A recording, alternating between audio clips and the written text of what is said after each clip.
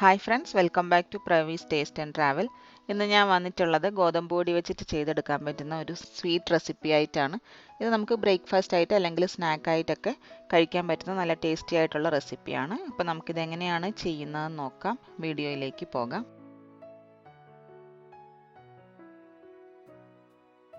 ഇതിനായിട്ട് നമുക്ക് ആദ്യം ഒരു ഫില്ലിങ് തയ്യാറാക്കണം. അതിന് വേണ്ടിയിട്ട് തേങ്ങ വേണം. അപ്പോൾ ഞാൻ ഇന്നിപ്പം മൊത്തം 1.5 കപ്പ് തേങ്ങ എടുത്തിട്ടുണ്ട്. അതൊരു ബൗളിലേക്ക് ആഡ് ചെയ്ത് കൊടുക്കാം. മധുരത്തിന് ആവശ്യത്തിനനുസരിച്ചിട്ട് ശർക്കര വേണം. 3/4 കപ്പ് ശർക്കര പൊടിച്ചതാണ് എടുത്തിട്ടുള്ളത്. അതും കൂടെ നമുക്കിതിലേക്ക് ചേർക്കാം. പിന്നെ ഒരു 1/2 സ്പൂൺ ഏലക്ക പൊടിച്ചതും ചുക്കുപൊടിയും കൂടെ മിക്സാണ് ചേർത്ത് കൊടുത്തിരിക്കുന്നത്. ഇനി ഇതെല്ലാം കൂടെ നന്നായിട്ടൊന്ന് മിക്സ് ചെയ്ത് യോജിപ്പിച്ചെടുക്കണം. ഈ തേങ്ങയും ശർക്കരയും അതേപോലെ തന്നെ ചുക്കുപൊടി നന്നായിട്ടൊന്ന് മിക്സ് ആയിട്ട് കിട്ടണം. എക്സ്ട്രാ വെള്ളമൊന്നും ചേർക്കണ്ട. തേങ്ങയുടെ ഈർപ്പം വെച്ചിട്ട് തന്നെ നന്നായിട്ട് മിക്സായി കിട്ടിയിട്ടുണ്ട്. ഫില്ലിങ് റെഡി ആയിട്ടുണ്ട്. ഇനി നമുക്കിതിൻ്റെ ഒരു മാവ് റെഡിയാക്കണം. അതിനായിട്ടൊരു ബൗൾ എടുക്കാം. അതിലേക്ക് ആവശ്യത്തിന് ഗോതമ്പ് പൊടി ചേർക്കാം. ഞാനിപ്പോൾ ഒരു 1.5 കപ്പ് ഗോതമ്പ് പൊടിയാണ് എടുത്തിട്ടുള്ളത്. അത് ഞാൻ ഈ ബൗളിലേക്ക് ആഡ് ചെയ്ത് കൊടുത്തിട്ടുണ്ട്. ഒരു 1/4 സ്പൂൺ മഞ്ഞൾപ്പൊടി ചേർത്ത് കൊടുക്കാം. ഓപ്ഷണലാണ്, കളറിന് വേണ്ടി ചേർത്തതാണ്. ഒരു ചെറിയ സ്പൂണിന് 3/4 ടീസ്പൂൺ ജീരകം ചേർക്കുന്നുണ്ട്. 1 ടീസ്പൂൺ പഞ്ചസാര ചേർക്കാം. 3/4 ടീസ്പൂൺ ഉപ്പ് ചേർക്കാം. എന്നിട്ട് ഇനി നന്നായിട്ട് ഇതെല്ലാം കൂടെ ഒന്ന് മിക്സ് ചെയ്യുക. പൊടികളൊക്കെ ഒന്ന് മിക്സായി കിട്ടിയതിന് ശേഷം നമുക്കിതിലേക്ക് കുറേശ്ശെ വെള്ളം ചേർത്തിട്ട് നന്നായിട്ടൊരു മാവ് പരുവത്തിന് കുഴച്ചെടുക്കണം. നമ്മൾ സാധാരണ ഗോതമ്പ് ദോശയ്ക്കൊക്കെ കലക്കുന്ന പോലെ തന്നെയാണ് കലക്കേണ്ടത്. പക്ഷെ അത്രയും ലൂസായിട്ട് കലക്കാൻ പാടില്ല. കുറച്ച് തിക്കായിട്ട് വേണം കലക്കിയെടുക്കാനായിട്ട്. അപ്പോൾ ആവശ്യത്തിന് വെള്ളം ഒഴിച്ചിട്ട് കലക്കിയെടുക്കുക.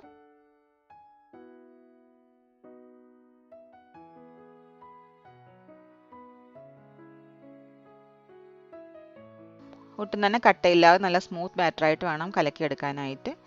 ഞാനിപ്പോൾ ഒട്ടും കട്ടയൊന്നും ഇല്ലാതെ നന്നായിട്ട് ഇതൊന്ന് കലക്കിയെടുത്തിട്ടുണ്ട്. നമ്മൾ മാവ് റെഡിയായി കഴിയുമ്പോൾ ഇങ്ങനെ ഈ ഒരു കൺസിസ്റ്റൻസിക്ക് വേണം മാവ് ഇരിക്കാനായിട്ട്. ദോശമാവിൻ്റെ അത്ര ലൂസാവാൻ പാടില്ല. കുറച്ച് തിക്കായിട്ട് വേണം. എനിക്കിപ്പോൾ ഞാനെടുത്ത ഗോതമ്പ് പൊടിയുടെ അളവിന് മൊത്തം ഒരു 2.5 കപ്പും 1 ടേബിൾ സ്പൂൺ വെള്ളം എക്സ്ട്രാ കൂടി വേണ്ടി വന്നിട്ടുണ്ട്. അപ്പോൾ നമ്മളെടുക്കുന്ന ഗോതമ്പ് പൊടിക്ക് അനുസരിച്ച് കുറച്ചൊക്കെ വെള്ളത്തിന് മാറ്റം വരാം. അപ്പോൾ അതനുസരിച്ചിട്ട് കലക്കി യോജിപ്പിച്ചെടുക്കുക. ഇനി നമുക്കിതൊന്ന് ചുട്ടെടുക്കണം. അതിന് വേണ്ടിയിട്ട് പാൻ ചൂടാകാൻ വെച്ചിട്ടുണ്ടായിരുന്നു. പാനൊക്കെ നല്ല ചൂടായി വന്നപ്പോൾ നമുക്കിതിലേക്ക് കുറച്ച് നെയ്യ് തൂത്ത് കൊടുക്കാം. നെയ്യ് അല്ലെങ്കിൽ എണ്ണ നമ്മുടെ ഇഷ്ടത്തിന് ചേർക്കാം. ഞാനിപ്പം കുറച്ച് നെയ്യാണ് ആഡ് ചെയ്ത് കൊടുത്തിട്ടുള്ളത്. ഇനി ഇതിലേക്ക് നമുക്ക് നേരത്തെ കലക്കി വെച്ചിരിക്കുന്ന മാവ് നന്നായിട്ടൊന്ന് ഇളക്കിയതിന് ശേഷം ഒരു തവി മാവ് ഒഴിച്ചു കൊടുക്കാം. അത്യാവശ്യം കട്ടിക്ക് വേണം ഇത് ചുട്ടെടുക്കാനായിട്ട്. അപ്പോൾ ഇത് ഒഴിച്ചതിന് ശേഷം ഒന്ന് പരത്തി കൊടുക്കാം. സാധാരണ ദോശയൊക്കെ പരത്തുന്ന പോലെ തന്നെ, എന്നാൽ കുറച്ച് കട്ടിക്ക് ആ ഒരു പരുവത്തിന് നമുക്ക് ഇത് പരത്തിയെടുക്കാം. മാവ് ഒഴിച്ച് നന്നായിട്ട് ഇവിടെ പരത്തി എടുത്തിട്ടുണ്ട്. അതിനുശേഷം നമുക്ക് ഇതിൻ്റെ മുകളിലേക്ക് നേരത്തെ റെഡിയാക്കി വെച്ചിരിക്കുന്ന ഫില്ലിങ് ചേർത്ത് കൊടുക്കണം. അപ്പോൾ മാവിൻ്റെ മോൾഭാഗം ഒന്നും വെന്ത് കിട്ടാനായിട്ട് വെയിറ്റ് ചെയ്യേണ്ട. അതിന് മുമ്പ് തന്നെ നമുക്ക് ഈ ഫില്ലിങ് വെച്ച് കൊടുക്കാം.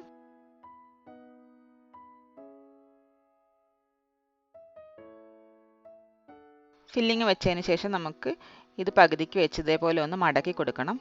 അപ്പോൾ നമ്മളിത് തീരെ മോൾഭാഗം ഡ്രൈ ആകുന്നതിന് മുമ്പ് മടക്കിയാലാണ് ഇത് നന്നായിട്ടൊന്ന് ഒട്ടി കിട്ടുക.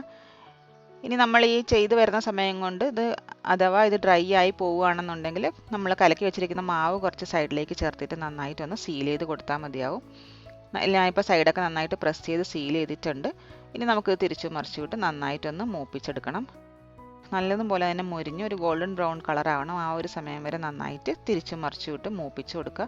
ഈ സമയത്ത് വേണമെങ്കിൽ എക്സ്ട്രാ നെയ്യോ എണ്ണയൊക്കെ ചേർത്ത് കൊടുക്കാം. ഞാനിപ്പോൾ അങ്ങനെ ചെയ്യുന്നില്ല. ആദ്യം ചേർത്ത നെയ്യ് തന്നെ ചേർക്കുന്നുള്ളൂ.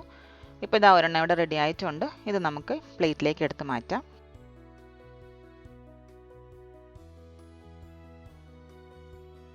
നമ്മൾ എപ്പോഴും ദോശ ചുട്ടെടുക്കുമ്പോൾ ഇത് ലോ ഫ്ലെയിമിൽ വേണം ഇരിക്കാനായിട്ട്. അതുകൊണ്ട് നമുക്ക് അടുത്ത ദോശ ചുടുന്നതിന് മുമ്പ് കുറച്ച് വെള്ളം ഒഴിച്ചിട്ട് ഇതേപോലെ ഒന്ന് തൂത്ത് കൊടുക്കാം.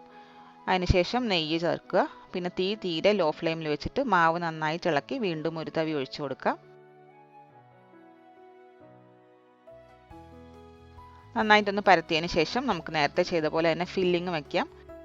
നമ്മൾ ഈ ഫില്ലിങ് വെച്ച് ഇത് മടക്കി കഴിയുന്നിടം വരെ തീ ഒരു ലോ ഫ്ലെയിമിൽ തന്നെ വെക്കുക. അങ്ങനെ ഇരിക്കുമ്പോഴാണ് ഇത് പെട്ടെന്ന് മാവ് ഡ്രൈ ആവാതിരിക്കുന്നത്. അതിനുശേഷം തീ നമുക്ക് കൂട്ടി വെച്ചിട്ട് സാധാരണ പോലെ തിരിച്ചു മറിച്ചിട്ട് മുരിയിച്ചെടുക്കാം. ഇപ്പോൾ ഇതാ ഒരെണ്ണം കൂടെ റെഡി ആയിട്ടുണ്ട്. ഇതുപോലെ നമുക്ക് ബാക്കിയിരിക്കുന്നതെല്ലാം ഒന്ന് ചെയ്യാം. ഇപ്പം ഞാൻ എടുത്ത് വെച്ചിരിക്കുന്ന ഫില്ലിങ് തീർന്നിടം വരെ ഇതെല്ലാം ഇതേപോലെ ചുട്ടെടുത്തിട്ടുണ്ട്. നല്ല ടേസ്റ്റി ആയിട്ടുള്ള റെസിപ്പിയാണ്. കുട്ടികൾക്കായാലും നന്നായിട്ട് ഇഷ്ടപ്പെടും. ബ്രേക്ക്ഫാസ്റ്റിന് അല്ലെങ്കിൽ ചായയുടെ കൂടെ ഈവനിങ് സ്നാക്കായിട്ടൊക്കെ കഴിക്കാൻ പറ്റിയ റെസിപ്പിയാണ്. ഈവൻ നമുക്ക് ടിഫിൻ ബോക്സിൽ കുട്ടികൾക്ക് സ്നാക്സ് ആയിട്ട് കൊടുത്തുവിടാനും പറ്റുന്നൊരു റെസിപ്പിയാണ്. അപ്പോൾ നിങ്ങളിതൊന്ന് ട്രൈ ചെയ്ത് നോക്കുക, അഭിപ്രായം അറിയിക്കുക. നമുക്കിനി മറ്റൊരു റെസിപ്പിയായി വീണ്ടും കാണാം. Thank you so much for watching.